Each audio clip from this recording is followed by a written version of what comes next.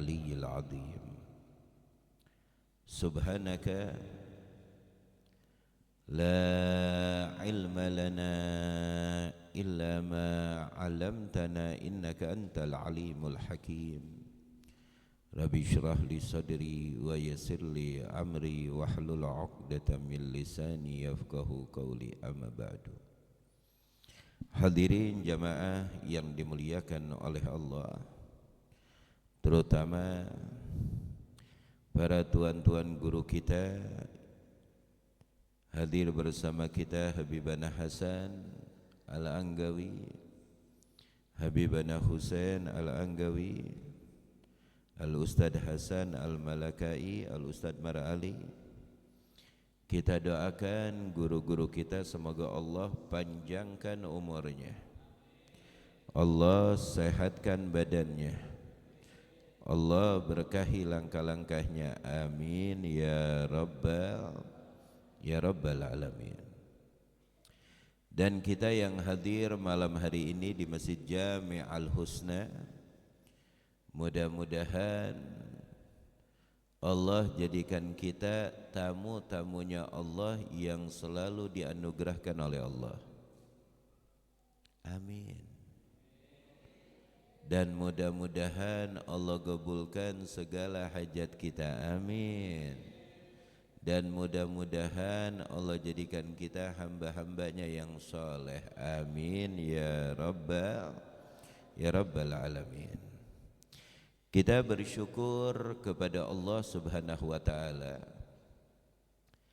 yang selalu memberikan kepada kita nikmat yang begitu luar biasa, nikmat yang begitu agung, nikmat yang begitu sempurna, nikmat yang begitu besar.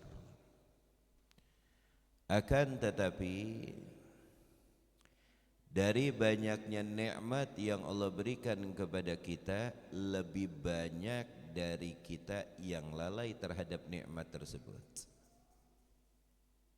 Maka Allah sampaikan kepada kita, wa in ta'uddu ni'matallahi la tuhsuha. Jikalau kita memperhitungkan, preteli satu persatu nikmat yang Allah anugerahkan kepada kita, dari kita melek mata sampai kita nutup mata, dari awal kita di rahim sampai kita masuk liang kubur, maka tidak akan ada bisa manusia manapun yang bisa menghitung atau merincikan begitu besarnya nikmat yang Allah anugerahkan kepada kita.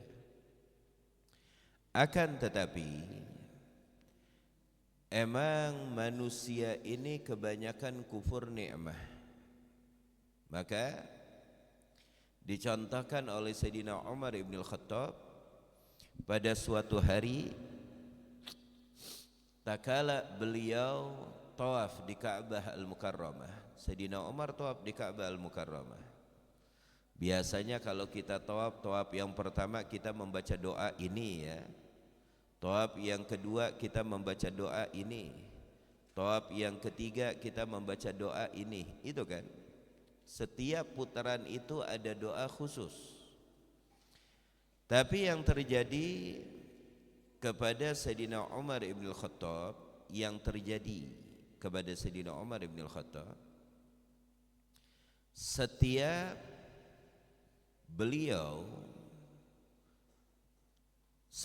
putaran beliau melaksanakan tawaf, setiap putaran beliau melaksanakan tawaf ya. Apa yang terjadi? Beliau hanya berdoa dengan satu kalimat, Allahumma ja'alna minal qalil. Ya Allah, jadikan aku dari golongan orang-orang yang qalil, yang sedikit. Itu yang dibaca oleh Sayyidina Umar. Tawaf yang pertama Sayyidina Umar berkata, Allahumma ja'alna minal qalil, Allahumma ja'alna minal qalil, Allahumma ja'alna minal qalil, sampai akhir beliau melaksanakan tawaf. Lalu sebagian para sahabat yang ikut serta tawaf bersama Sayyidina Umar, usai beliau melaksanakan tawaf bertanya, Ya Amirul Mu'minin, Dari awal engkau tawaf sampai akhir aku mendengar engkau membaca doa Allahumma ja'alna minal qalil. Tawaf yang kedua begitu, tawaf yang ketiga sampai akhir.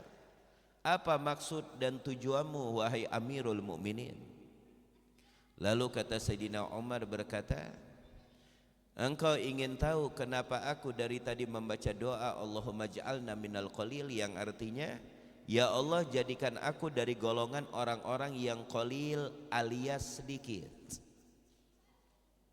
Kau tahu kenapa aku membaca doa tersebut, ya Allah jadikan aku dari golongan orang-orang sedikit? Karena Allah firmankan di dalam Al-Quran, wa qalilun min ibadiya syakura. Apa kata Allah? Sedikit dan teramat sedikit min ibadiyah, dari hamba-hambaku syakur, yang selalu bersyukur kepada Allah Subhanahu wa ta'ala. Maka dari itu aku memohon kepada Allah, semoga Allah jadikan aku golongan orang-orang yang qalil, yang sedikit, yang selalu bersyukur kepada Allah. Nah, ini fakta dan survei membuktikan bahwa orang-orang yang syakur, yang selalu bersyukur kepada Allah itu teramat sedikit. Teramat sedikit. Karena orang yang selalu bersyukur kepada Allah anti stres. Nih, bukan hanya sekedar pahala aja. Kalau orang sudah jiwanya selalu bersyukur kepada Allah, yang pertama anti stres, jauh dari stres. Tuh, orang yang bersyukur kepada Allah. Yang kedua, selalu sehat dan bugar. Tuh orang yang bersyukur kepada Allah. Dan yang ketiga, nggak bakal masuk RSJ. Nggak bakal. Kalau orang selalu bersyukur kepada Allah, dijamin tenang, senang, damai, tersenyum, anteng. Benar? Lalu kenapa kita terkadang stres? Ya itu dampaknya. Karena sedikit demi sedikit kita kufur. Lupa untuk bersyukur kepada Allah. Nah, salah satu kenikmatan yang besar yang Allah berikan kepada kita, Allah nisbahkan kita menjadi umat baginda Nabi Yuna Muhammad. Ingat itu. Ini salah satu nikmat yang besar.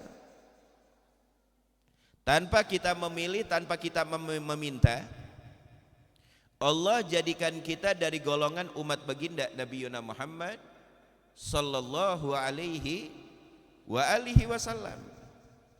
Setelah Allah jadikan kita umat baginda Nabi Yuna Muhammad, Allah tumpahkan lagi kenikmatan yang begitu luar biasa. Apa itu? Khususiyah yang Allah berikan kepada kita selaku umat Nabi, berkat Nabi, yang dimana Allah bedakan kita daripada umat-umat terdahulu. Ini nikmat apa tidak? Allah jadikan kita umat baginda Nabi Yuna Muhammad, ini nikmat yang besar. Setelah Allah anugerahkan nikmat, Allah jadikan kita umat Nabi, Allah berikan tambahan-tambahan khususiyah yang tidak Allah berikan kepada umat-umat terdahulu. Anak-anak manis, duduk yang manis. Jangan ada yang ngobrol. Yang ngobrol gue doain dimakan tokek. Duduk. Oke? Jangan ada yang berisik. Oke? Duduk. Dengarkan baik-baik. Nah, sudah Allah berikan nikmat yang besar, Allah jadikan kita umat Nabi, Allah berikan khususiyah demi khususiyah demi khususiyah kepada kita selaku umat Nabi, dan itu semuanya berkat Nabi. Nah, salah satu khususiyah ikhwan yang Allah berikan kepada kita selaku umat baginda Nabi Yuna Muhammad, yaitu kalimat amin. Enteng gak diucap? Enteng gak diucap? Gampang gak diucap? Amin. Gampang gak? Gampang apa tidak? Gampang. Jangan Anda lihat amin itu sepele.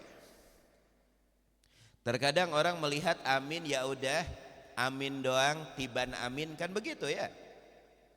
Kadang ada orang yang berkata, oh tahu itu si amin tuh sahibul protokol, kan begitu. Oh tahu si amin gang pojokan. Ini masalah bukan amin masalah amin sepele. Tapi ini masalah ternyata kalimat amin, kalimat yang simpel, yang pendek, mempunyai khasiat yang begitu luar biasa yang membuat orang-orang Yahudi hasut geger. Amin.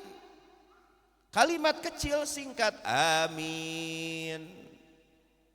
Sebelum saya sampaikan apa sih artinya amin, ingat ya, alifnya panjang, minnya 2 harokat karena ada ya sukun.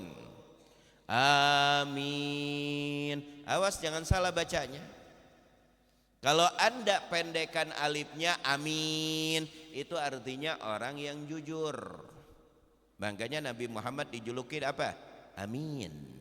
Orang yang jujur, yang amanah. Paham? Atau Anda panjangkan alifnya, pendekan mimnya, amin. Itu namanya orang yang aman, terjaga. Tapi kalau Anda panjangkan alifnya, mimnya 2 harokat karena ada ya, amin. Apa artinya? Ya Allah gobulkan. Tuh, kalau kita baca Fatihah nih, waladdallin.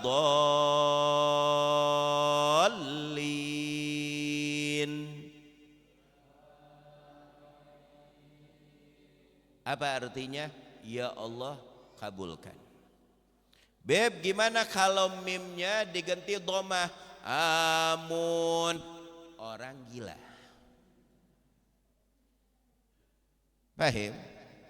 Kalau amin masih bahasa Arab.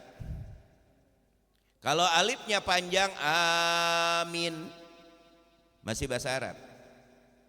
Kalau amin masih bahasa Arab. Tapi kalau amun naon eta? Paham tuh? Jelas apa tidak?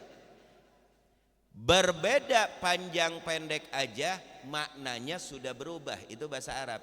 Amin. Ya Allah gabulkan. Amin. Orang yang jujur amanah. Amin. Orang yang aman terjaga. Amun. Orang gila. Paham apa tidak? Jelas apa tidak?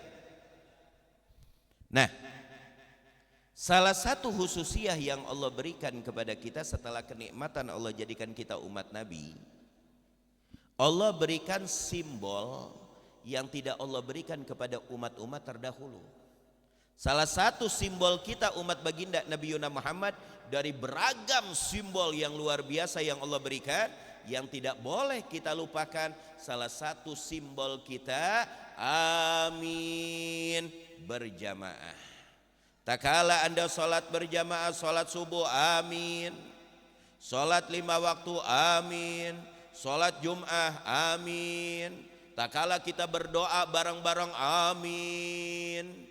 Ini salah satu simbol yang Allah berikan kepada kita umat baginda Nabi Yuna Muhammad sallallahu alaihi wasallam. Nah, simbol inilah yang membuat orang-orang Yahudi gentar dan mereka dengki hasut kepada kita karena mereka tidak mempunyai simbol-simbol yang mulia. Hanya kita umat baginda Nabi Yuna Muhammad Allah berikan simbol-simbol yang begitu besar. Salah satu simbol kita berjamaah, kita mengucapkan amin. Gampang nggak mengucapin amin? Gampang nggak? Gampang nggak? Tapi kenapa malas? Kenapa malas? Malas nggak ngucapin amin? Doa panjang aminnya cuma 3. Kelelawar kan itu. Doa panjang nih, luar biasa. Aminnya redup. Aminnya redup. Luar biasa.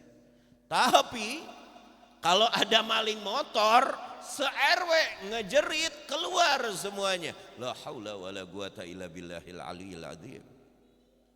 Itu suara kalau teriak maling motor, maling. RW Pak JJ, RW 10 kedengeran, luar biasa. Tapi kalau udah amin, kayak disuntik bius, kayak tidak berdaya. Amin. Apalagi doanya dilantunkan ba'da sholati subuh. Itu udah bukan amin lagi. Entah itu bahasa mana ya. Bisa dikatakan itu aminnya dengan bahasa gaib.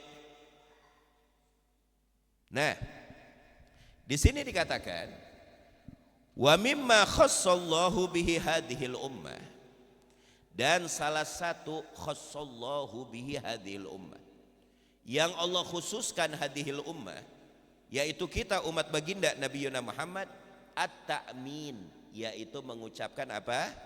Mengucapkan amin. Ini salah satu khususnya, yang artinya Allah tidak berikan simbol ini kepada umat-umat terdahulu, tapi Allah berikan kepada kita umat baginda Nabi Muhammad sallallahu alaihi wa alihi wasallam. Kita lihat di sini diriwayatkan oleh Sayyidah Aisyah radhiyallahu anha, anin Nabi sallallahu alaihi wa alihi wasallam, Nabi bersabda, ma hasadatkumul yahudu ala syai'in. Lihat, dengarkan baik-baik. Ma hasadatkumul yahudu ala syai'in. Orang-orang Yahudi tidak pernah banget dengki terhadap sesuatu, terhadap kita umat baginda Nabi Muhammad, kecuali ma hasadatkum ala salami wa ta'min. Tidak pernah orang-orang Yahudi dengki kebangetan nemen kepada kita umat baginda Nabi Muhammad, kecuali dengan dua hal simbol kita umat Rasulullah. Apa itu? Alas salami wa ta'min. Apa yang didengki, yang dibenci oleh orang-orang Yahudi terhadap kita umat baginda Nabi Muhammad? Yang pertama simbol salam, yaitu mengucapkan salam. Nah, ini mengucapkan salam juga berat. Banyak yang mengucapkan salam berat. Begini, Anda silakan ucapkan adat istiadat Anda. Oh, Jawa Barat punya adat istiadat, Betawi punya adat istiadat, silakan. Tapi ajaran Islam diawalkan. Contoh, Assalamualaikum po, permisi po, itu. Salamnya dulu diutamakan. Kenapa? Karena salam itu doa. Semoga keselamatan, rahmat, keberkahan menyertai kalian. Nikmat apa tidak? Itu salam, bukan main-main. Terus Beb, kalau kita ke tempat yang kosong dianjurkan oleh Nabi. Kalau kita masuk tempat yang kosong ya, atau rumah kosong gak ada penghuninya, ucapkan salam. Assalamualaikum wa ala ibadillahis sholihin. Kita ucapkan kepada hamba-hamba yang soleh. Di situ mungkin ada penghuni, hamba-hamba Allah yang tidak terlihat dengan kasat mata. Ya tuyul, ya bayulnya, ya siapa di situ? Paham apa tidak? Ini ada lagi terkadang kita begini. Kita ngelewati kebun atau masuk hutan. Ketakutan nih. Pengen memberikan salam. Salamnya begini, permisi, kopi pahit, kopinya ketinggalan di rumah. Apa itu? Kopi pahit, kopinya ketinggalan di rumah. Numpang-numpang, tolong jangan dikampleng, kan begitu? Udah ucapkan assalamualaikum wala ibadillahi sholihin. Berarti Anda sudah permisi dan Anda mendoakan hamba-hamba Allah yang tidak terlihat dengan kasat mata, dan Anda akan terjaga di situ. Benar apa tidak? Benar apa tidak? Benar apa tidak? Nah, itu yang pertama simbol salam. Yang kedua at-ta'min, yaitu ucapan amin. Dua hal simbol ini yang dimana orang Yahudi tidak pernah dengki sedengki-dengkinya terhadap kita umat Nabi karena dua simbol ini. Kenapa? Karena mereka tidak mempunyai dua simbol ini. Hanya kita umat baginda Nabi Yuna Muhammad yang Allah anugerahkan khususiyat tersebut. Sallu ala nabina Muhammad. Sallu ala nabina Muhammad. Sallu ala nabina Muhammad. Dan ingat, takmin alias amin itu menggetarkan hati orang-orang Yahudi di zaman Nabi. Tidak pernah orang-orang Yahudi getar hatinya ketakutan kecuali takala Nabi Muhammad mengimami makmumnya para sahabat. Lalu takala di akhir Fatihah mereka serentak membaca amin, getar hati mereka. Kenapa? Karena amin lambang persatuan. Amin lambang persatuan Islam. Kalau emang amin masih bergemuruh di masjid, kalau emang amin masih bergemuruh di tempat perkumpulan, mereka takut. Kenapa? Menunjukkan Islam masih bersatu. Tapi kalau amin sudah melempem, amin sudah tidak didengar, itu aba-aba dari orang Yahudi.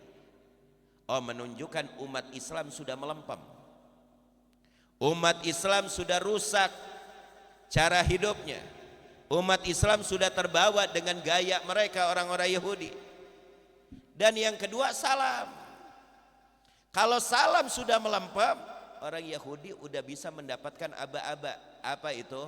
Oh, permusuhan bisa dibentuk. Pecah belah bisa dibentuk di mana-mana. Karena persaudaraan mereka sudah tidak ada ikatan. Karena ucapan salam menunjukkan persahabatan, persatuan kita dan persaudaraan kita sesama umat Islam. Paham dong? Makanya kata Nabi yang diriwayatkan oleh Sayyidatuna Aisyah, tidak ada yang paling didengki oleh orang-orang Yahudi terhadap kita umat Islam, umatnya Nabi, kecuali dua simbol. Kalau salam masih tersebar di mana-mana, kalau amin masih bergumuruh di masjid atau di perkumpulan atau di perjumpaan, dua simbol ini yang ditakutkan oleh orang-orang Yahudi. Ini simbol kelihatannya sepele tapi luar biasa. Karena kebanyakan dari kita menyepelekannya, berat untuk mengucapkannya. Luar biasa. Dan di dalam riwayat lain, anna Rasulullah sallallahu alaihi wasallam dzukirtu indahul yahud. Pada suatu hari para sahabat pernah menceritakan tentang orang-orang Yahudi di hadapan Nabi. Ketika Nabi mendengar tentang orang-orang Yahudi, apa Nabi kata? Innahum lam yasuduna ala syai'in kama hasaduna alal jum'ah allati hadanallahu laha wa dhallu anha wa alal qiblati allati hadanallahu biha wa dhallu anha wa ala qaulina khalfal imami amin.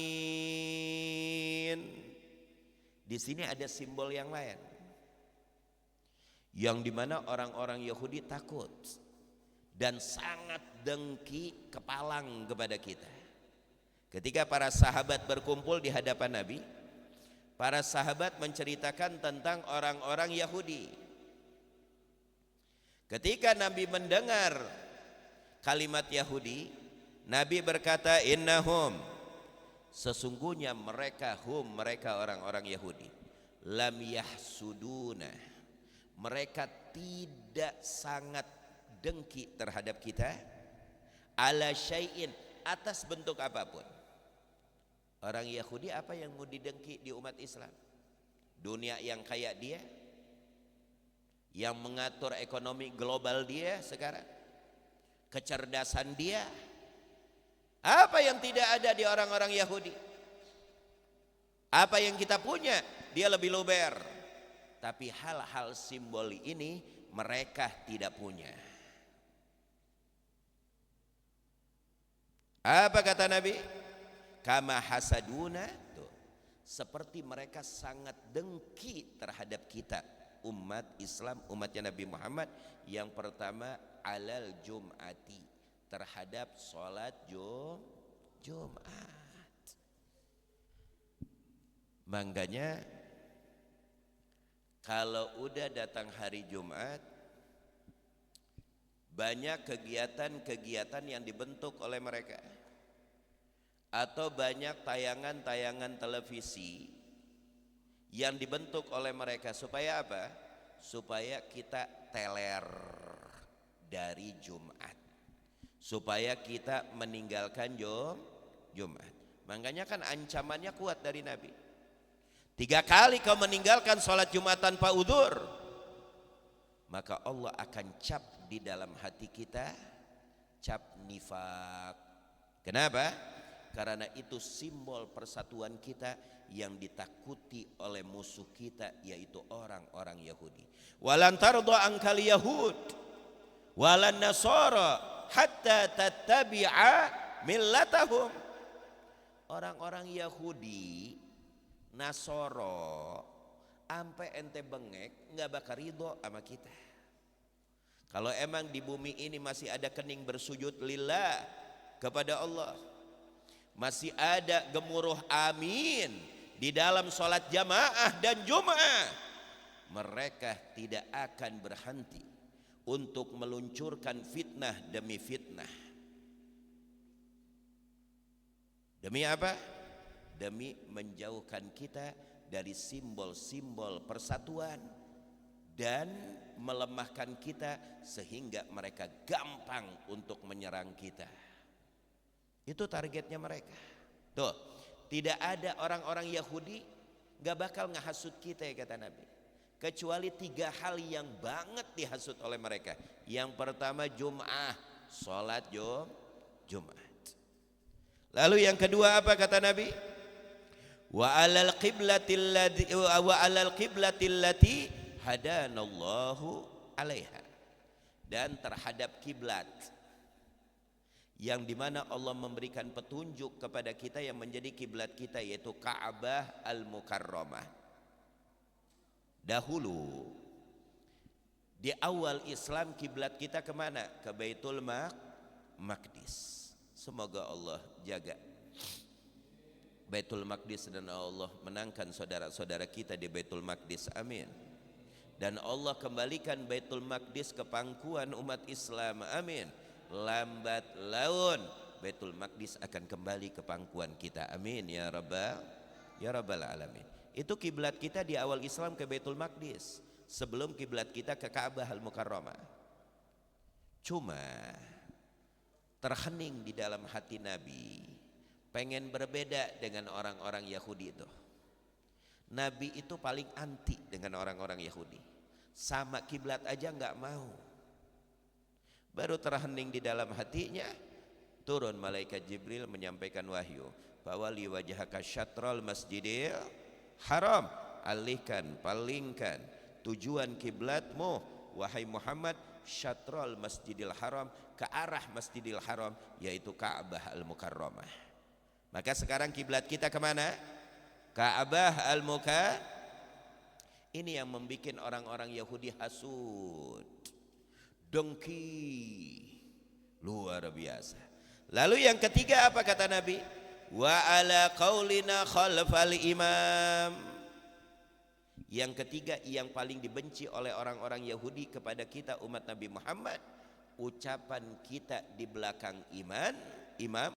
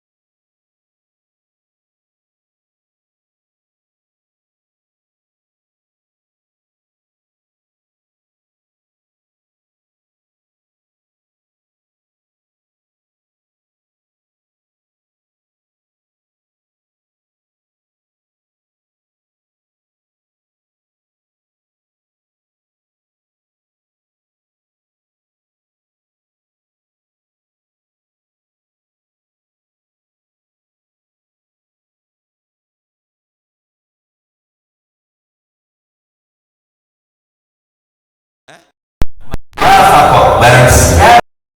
Yang barang sama ucapan aminnya dengan malaikat, Allah akan ampunkan dosanya yang lampau. Allahu Akbar. Amin, amin, amin. Sekarang baru amin ente. Kemana aja kemarin? Sekarang baru amin, amin. Gue doa kagak. Amin kencang. Nah ini nih kadang-kadang. Kadang-kadang kita ngomong bahasa Arab. Amin, amin. Ah, lo mah gimana? Ini kan lagi cerita. Bukan lagi doa tadi. Tapi tadi ada yang amin, amin, amin. Lo ngaminin doa siapa lo? Paham dong? Tuh, luar biasa. Masya Allah. Nah ini apa? Simbol-simbol ya.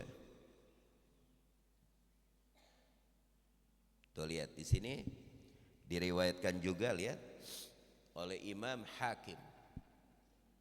Ya. Di dalam kitab Khosaisul Muhammadiyah yang dikarang oleh Abu Yamaliki. Di sini tertera sabda Nabi nih. Makanya tidak ada ajaran para ulama kita, para habaib kita, para kiai kita dari dulu sampai sekarang yang tidak mempunyai makna dan arti yang begitu besar. Tuh lihat di sini. Apa kata Nabi? La yajtami'u mala'un fayad'u ba'duhum wa yu'minu ba'duhum illa ajabahumullah. Tidak berkumpul manusia di salah satu perkumpulan kecuali mereka saling saut menyauti, yang satu doa, yang mendengar bareng-bareng mengucapkan amin, kecuali Allah gabulkan semua doanya. Luar biasa. Nah ini kan ajaran-ajaran yang diwariskan oleh para guru-guru kita ya. Ajaran yang diwariskan oleh orang-orang tua kita, seperti perkumpulan maulid, benar? Perkumpulan tabligh, benar apa tidak? Nah ini perkumpulan yang dimana setiap doa diaminkan oleh jamaah. Ini salah satu sebab yang dimana doa kita diijabah oleh Allah subhanahu wa ta'ala. Masya Allah, luar biasa.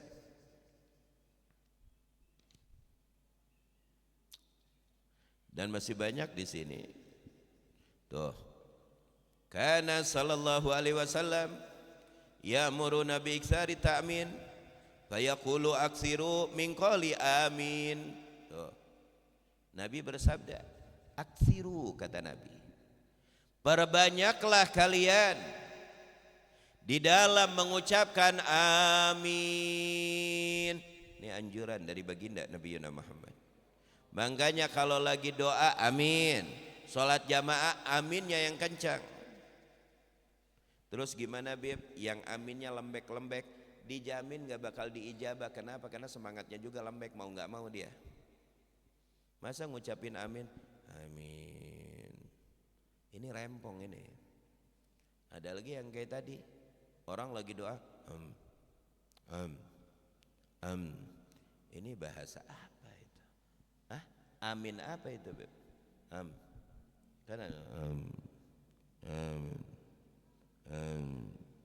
enggak kita sering dengar ya, saking khusyuknya. Kalau saya bilang bukan khusyuk, cendol guling ini ya. Sering dengar gak? Luar biasa. Hah? Kurang apa? Kurang apa? Kurang makan, kata Habib Hasan. Apa? Paham toh? Makanya kalau kita ngucapin amin, biar ada startnya. Amin. Begitu gagah. Karena itu simbol yang bikin ketar-ketir hatinya orang-orang Yahudi. Kalau amin sudah tidak semangat lagi diucapkan, salam sudah tidak lagi disyiarkan dan terdengar oleh telinga kita, Jumat sudah mulai merosot perkumpulannya, siap-siap, berarti kita berada di ambang kehancuran. Dan siap-siap mereka akan merongrong kita. Maka dari itu Semangatlah kita di dalam mengucapkan amin, dan sebarlah salam dimanapun Anda berada dengan siapapun Anda berjumpa, dan penuhi perkumpulan-perkumpulan Jum'ah wal Jamaah di masjid, di musola, di majelis salim, dimanapun Anda melaksanakan sholat, dan gemuruhkan amin dengan penuh semangat. Mudah-mudahan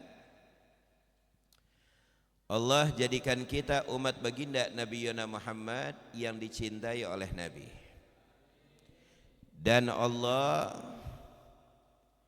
memberikan kepada kita semangat yang tinggi sehingga kita bisa menjalankan apa yang diperintahkan oleh Allah dan pula diperintahkan oleh Nabi. Baru bulan ini aminnya pada kencang. Bulan-bulan kemarin pada layu aminnya. Mentang-mentang lagi kajian amin, semuanya amin, amin, amin. Kemarin kemana aja tong? Hah? Ya mudah-mudahan bertahan lama. Bulanan besok kalau aminnya enggak kencang, awas loh. Ya, bulan besok wajib lebih kencang lagi aminnya. Amin. Mudah-mudahan Allah anugerahkan kepada kita keberkahan, dan Allah tanamkan kepada kita keinginan untuk menuntut ilmu, dan Allah jauhkan kita dari mara bahaya, dari bala dan musibah. Allahumma hadza du'a wa minkal ijabah. Allahumma hadza du'a wa minkal ijabah. Allahumma hadza du'a wa minkal ijabah. Allahumma anqulna minasyagawati ila sa'adah, wa minan nari ilal jannah, wa minas sayyiati ilal hasanah, wa minadh-dhulmati ila nur binuri Sayyidina Muhammad bi karamati Sayyidina Muhammad bi jahi Sayyidina Muhammad. Rabbana taqabbal minna innaka antas sami'un alim wa tub alaina innaka antat tawwabur rahim. Wa sallallahu ala Sayyidina Muhammadin wa ala alihi wa sahbihi wa sallam, walhamdulillahi rabbil alaminal qabul. Ini ada pengumuman untuk malam minggu besok ya. Majelis Taklim Nurul Habib berada di Jakarta Utara, yaitu Tanjung Priok, di dalam rangka pelumpang bersolawat menyambut HUT RI ke-80 tahun. Bersama Majelis Taklim Nurul Habib bergabung dengan Majelis Baitul Gahwa yang akan diadakan tanggal 9 Agustus Sabtu malam Minggu di lapangan RT 003 yang beralamat Jalan Pelumpang B, RT 003 RW 04 Rawa Badak Selatan Koja, Jakarta Utara. Intinya malam minggu besok Tablek Akbar di dalam rangka menyambut HUT RI yang ke-80 atau 80 berada di Tanjung Priok Pelumpang, Jakarta Utara. Mudah-mudahan Allah izinkan kita dan Allah sehatkan kita sehingga kita bisa menghadiri acara-acara yang baik, acara-acara yang luar biasa. Amin ya rabbal alamin. Wabillahi taufiq wal hidayah. Wassalamualaikum warahmatullahi wabarakatuh.